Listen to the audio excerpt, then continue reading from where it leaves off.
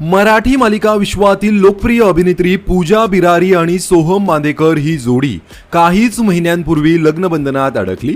सोहम बांदेकर हा प्रसिद्ध अभिनेते आदेश बांदेकर आणि सुचित्रा बांदेकर यांचा मुलगा आहे।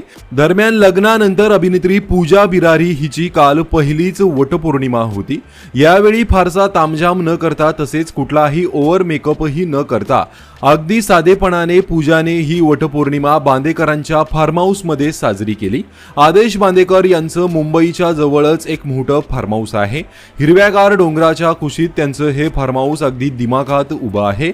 याच फार्म हाऊसमध्ये त्यांच्या लाडक्या श्वानाचा म्हणजेच सिम्बाचा अंत्यविधीही करण्यात आला होता। मुंबईपासून अगदी जवळच हे ठिकाण असल्याने आदेश बांदेकर या ठिकाणी नेहमी वेळ घालवत असतात।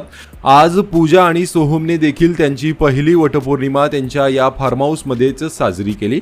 यावेळचेच हे सुंदर फोटो त्यांनी सोशल मीडियावर शेअर केले आहेत, जे सध्या सर्वांचेच लक्ष वेधून घेत आहेत।